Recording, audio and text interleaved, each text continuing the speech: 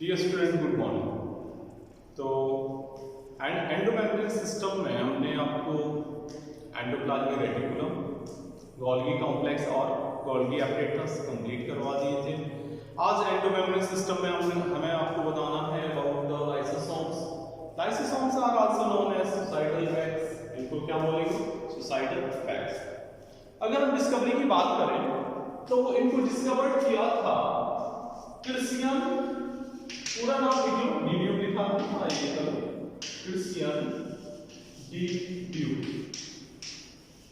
और ईयर रही थी 1955। क्या लिखा था? 1955। तो 1955 में क्रिश्चियन डी ने इनको डिस्कवर किया था। और जो लाइसोसोम्स होते हैं वो वेसिकुलर स्ट्रक्चर्स होते हैं जो फॉर्म होते हैं गोल्गी एपरेटस से बाय द पैकेजिंग प्रोसेस। जो आइसोलेटेड लाइसोसोम होते हैं उनमें सभी टाइप के हाइड्रोलाइटिक एंजाइम्स प्रेजेंट होते हैं और ये हाइड्रोलाइटिक एंजाइम्स दे में भी कार्बोहाइड्रेट्स, कार्बोहाइड्रेट को डाइजेस्ट करेंगे, लाइपेजेस लिपिड्स को करेंगे, प्रोटीएजेस किसको करेंगे? प्रोटीन को, और nucleases means nucleic acid that is DNA and RNA को करेंगे डाइजेस्ट। तो ये तो बात हो गई इनके अंदर जो भी हाइड्रोलाइटिक एंजाइम्स जो प्रेजेंट होंगे, और ये एंजाइम्स ऑप्टिमली एक्टिव होते हैं एट द एसिडिक पीएच। और एसिडिक पीएच कितना लिखा हमने? 5.0। आप जानते हैं कि जो 7 जिनका पीएच होता है वो न्यूट्रल होते हैं, 7 से कम होगा तो वो एसिडिक होते जाएंगे और 7 से ऊपर होता जाएगा तो ये कैसे बिकम बेसिक और अल्कलाइन होते चले जाएंगे। लाइसोसोम को सुसाइडल बैग्स भी कह सकते हैं क्योंकि किसी भी रीजन से ये जो एंजाइम्स होते हैं वो अगर रिलीज होते हैं तो दे डिस्ट्रॉय द सेल। वो क्या कर सकते हैं? डिस्ट्रॉय द सेल, सेल को डिस्ट्रॉय कर सकते हैं। अब बात करेंगे about the types of lysosomes की। टाइप्स ऑफ लाइसोसोम्स की बात करें तो एक तो होगा प्राइमरी लाइसोसोम। पहला क्या हो जाएगा? प्राइमरी लाइसोसोम्स, ठीक है। दूसरा हो जाएगा सेकेंडरी लाइसोसोम्स,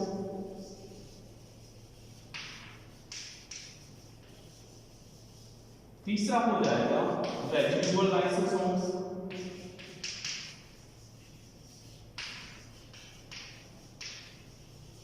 नोट करो पहले जो बताया हमने primary lysosome, secondary lysosome, residual lysosome, और जो चौथे लाइसोसोम्स होंगे they become known as autophagic vacuoles. Lysosomes भी बोल सकते हैं, क्या बोलेंगे? ऑटोफैजिक वैक्यूल्स बोलते हैं उनको, ऑटोफैजिक वैक्यूल्स।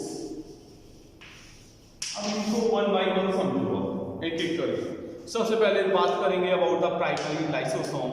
प्राइमरी लाइसोसोम को हम प्रोटोलाइसोसोम्स क्या बोलेंगे? इनको प्रोटोलाइसोसोम या स्टोरेज ग्रेन्यूल्स भी बोल सकते हैं। इनका देखो और नाम क्या हो गया? प्रोटोलाइसोसोम और क्या बोलेंगे? स्टोरेज ग्रेन्यूल्स, ठीक है। पहले ये हो गए प्राइमरी लाइसोसोम जो होंगे, these are vesicles like structure. ये वेसिकल जैसी स्ट्रक्चर होंगी जो प्रोड्यूस होंगी गोल्गी बॉडी के द्वारा, और they contain their enzymes only. इनमें केवल इनके एंजाइम्स ही प्रेजेंट होंगे। रही बात सेकेंडरी लाइसोसोम की तो इनको हेट्रोफैगोसोम्स या डाइजेस्टिव वैक्यूल्स भी कहते हैं। सेकेंडरी का नाम देख लो और क्या होगा? एक तो हो जाएगा हेट्रोफैगोसोम्स या फिर डाइजेस्टिव, क्या नाम हो जाएगा? डाइजेस्टिव वैक्यूल्स, ये नाम इनके हो जाएंगे, ठीक। ये सेकेंडरी लाइसोसोम की बात है। ये सेकेंडरी लाइसोसोम हो गया यहां तक, ठीक। तो ये लाइसोसोम्स होंगे जिनमें एंजाइम्स के साथ साथ These lysosome helping enzymes as well as the material to be digested. जो material digested होगा वो भी इसमें होगा। सेकेंडरी के बाद रेजिडुअल बॉडीज की बात करें तो रेजिडुअल बॉडीज जो होंगी, रेजिडुअल लाइसोसोम या क्या लिख लोगे, रेजिडुअल बॉडीज भी बोल सकते हो, तो क्या बोलोगे, रेजिडुअल बॉडीज। जो रेजिडुअल बॉडीज होंगी दीज आर सेकेंडरी लाइसोसोम्स, ये सेकेंडरी लाइसोसोम्स ही हैं जिनमें कि इनकम्प्लीटली डाइजेस्टेड मटेरियल्स प्रेजेंट होते हैं। ठीक है, residual bodies means these are secondary lysosomes having incompletely digested material. और लास्ट जो फोर्थ वन है जिसे हम ऑटोफेजिक वैक्यूल्स बोलेंगे, क्या बोलेंगे इसको, ऑटोफेजिक वैक्यूल्स बोलेंगे। इनके बारे में आप देखो क्या है ये, इनको साइटोलाइसोसोम्स भी कहते हैं। ऑटोफेजिक वैक्यूल्स को क्या बोलेंगे, इनको बोलेंगे ऑटोफेगोसोम्स और साइटोलाइसोसोम। ये लाइसोसोम जो ऐसे होते हैं जिनमें इंटरसेलुलर स्ट्रक्चर लाइक माइटोकॉन्ड्रिया या एंडोप्लाज्मिक रेटिकुलम का डाइजेशन होता है इनसे। आप कह सकते हैं the lysosomes containing intracellular structure like mitochondria और endoplasmic reticulum for digestion। Digestion के लिए क्या होता है, माइटोकॉन्ड्रिया और एंडोप्लाज्मिक रेटिकुलम होता है। फंक्शंस की बात करें, अब हम बता रहे हैं अबाउट द फंक्शंस। इसका आप लोग स्क्रीनशॉट ले लीजिए, ठीक है, ले लिया स्क्रीनशॉट। अब हम इसको फिनिश करते हैं।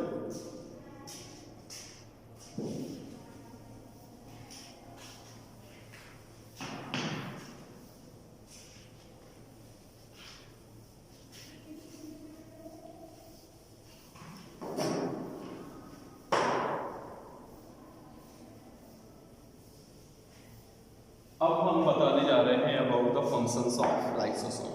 देखो functions,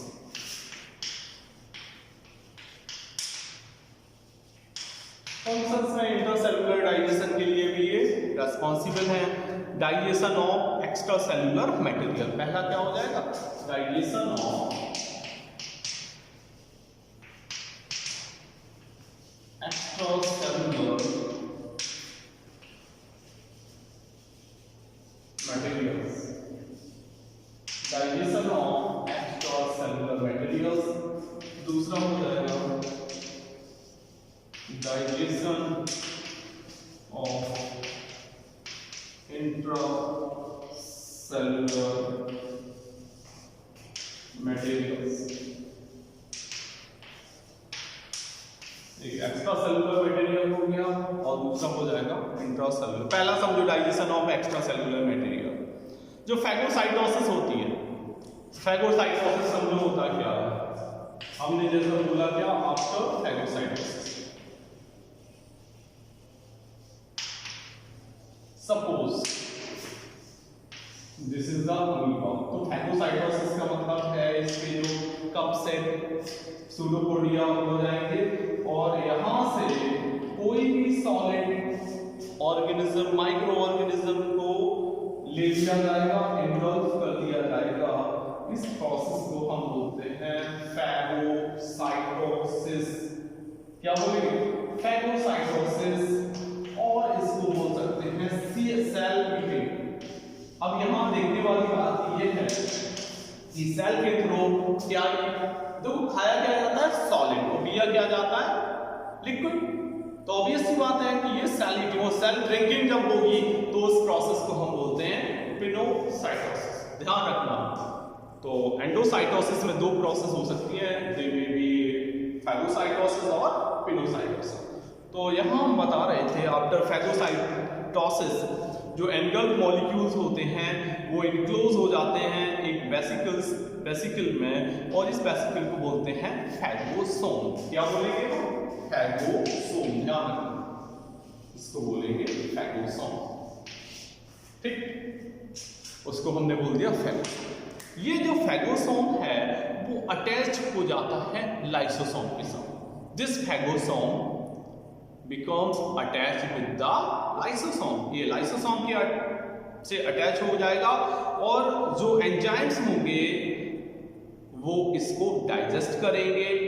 this is known as intracellular digestion, इसको बोलते हैं intracellular digestion, which is the main functions of lysosome. ये जो इंट्रासेल्युलर वाली बात है डाइजेशन की, ये मेन फंक्शन है किसका? लाइसोसोम का। दूसरा देखो, digestion of intracellular materials. Extra cellular और इंट्रासेल्युलर का मतलब है एक्स्ट्रा मींस आउटसाइड, तो आउटसाइड से क्या आया? फैगोसाइटोसिस के थ्रू अमीबा या अदर के अंदर क्या आ गया था? माइक्रो ऑर्गेनिज्म या फूड पार्टिकल आ गया था। यहाँ क्या होगा? एक्स्ट्रा सेल्युलर मटेरियल में तो डाइजेशन ऑफ एक्स्ट्रा तो हो चुका है, अब क्या बता रहे हैं? Digestion of intracellular material. तो जो लाइसोसोम जो होंगे डाइजेस्ट करेंगे substances such as protein, fats etcetera, जो कि इनके अंदर सेल के अंदर जो प्रेजेंट होंगे उसको डाइजेस्ट करेंगे। और ये जो प्रोसेस होती है कब होती है? During the time of starvation. Starvation का मतलब जानते होंगे, जैसे फास्टिंग है, 2-3 दिन खाना नहीं खाया, 1-2 दिन खाना नहीं खाया, तो ऐसे में ये होता है। इस प्रोसेस को हम क्या बोलेंगे? This process becomes known as, उस प्रोसेस को हम बोलेंगे, क्या बोलेंगे? स्टार्वेशन। तो स्टार्वेशन में भी क्या होता है कि ये जो इंट्रासेल्युलर मटेरियल्स का जो होता है वो डाइजेशन होता है। तो आज हमने आपको लाइसोसोम्स के बारे में बता दिया कि लाइसोसोम्स क्या हैं, किसने डिस्कवर किया था और कितने टाइप के लाइसोसोम होते हैं। 4 टाइप के लाइसोसोम हमने बता दिए थे। कौन कौन से थे? Primary lysosome, secondary lysosome, residual bodies और ऑटोफैजिक वैक्यूल्स, ये सब इनके नाम थे। फंक्शंस बता दिया, मेनली ये डाइजेशन के लिए रेस्पॉन्सिबल होते हैं, इंट्रासेल्युलर डाइजेशन इनके थ्रू होता है। तो लाइसोसोम्स क्लियर करवा दिया। अब हम बात करेंगे अबाउट द वैक्यूल्स की। किसकी करेंगे? वैक्यूल्स की। तो जो वैक्यूल्स होती हैं, the vacuole is the membrane bound space found in the cytoplasm. देखो यहाँ, ये देखो, अगर ये सेल है, सेल के अंदर ये न्यूक्लियस है, तो ये मेम्ब्रेन बाउंड जो स्पेस होगा सेल के अंदर, मेम्ब्रेन बाउंड जो स्पेस होगा, this space becomes known as vacuole. इस स्पेस को हम क्या नाम दे सकते हैं? ये स्पेस बोला जाएगा वैक्यूल। ठीक है। और वैक्यूल जो होंगी may be of following type. कितने टाइप की हो सकती हैं? They may be of 4 type. Sap vacuoles, ऐसे भी सेप वैक्यूल्स ये एक्ट्स करती हैं एज वेस्ट डिपॉजिट। इसके अंदर वेस्ट डिपॉजिट होगा। For example as in mature plant cell, जो मैच्योर प्लांट सेल होते हैं उनमें ऐसा होता है, सेप वैक्यूल पाई जाती है। एक कंट्रक्टाइल वैक्यूल होती है जो कि हेल्प करती है एक्सक्रीशन में, साथ ही साथ ये हेल्प करती है ऑस्मो रेगुलेशन में, और ये प्रेजेंट होती है फ्रेश वाटर यूनिसेल्युलर यूकैरियोट्स में इंक्लूडिंग अमीबा एक्सेट्रा में पाई जाती है। फूड वैक्यूल, ये फूड वैक्यूल जो होती हैं हेल्प करती हैं इंट्रासेल्युलर डाइजेशन में। फॉर एग्जांपल जितने भी प्रोटिस्ट होते हैं जिसमें अमीबा, पैरामीशियम, इब्लीना, सभी यूकैरियोट्स जो यूनिसेल्युलर होते हैं उनको किस में रखा गया? प्रोटिस्ट में रखा गया है, तो उनमें प्रेजेंट होती हैं। और गैस वैक्यूल जिन्हें सूडो वैक्यूल कहते हैं, ये हेल्प्स इन बुयंसी, ये तैरने में मदद करने के लिए होती हैं। और जो सेप वैक्यूल्स होती हैं वो बाउंड होती हैं एक सिंगल मेम्ब्रेन के द्वारा जिसको बोलते हैं टोनोप्लास्ट। उसको क्या बोलेंगे? टोनोप्लास्ट बोलेंगे।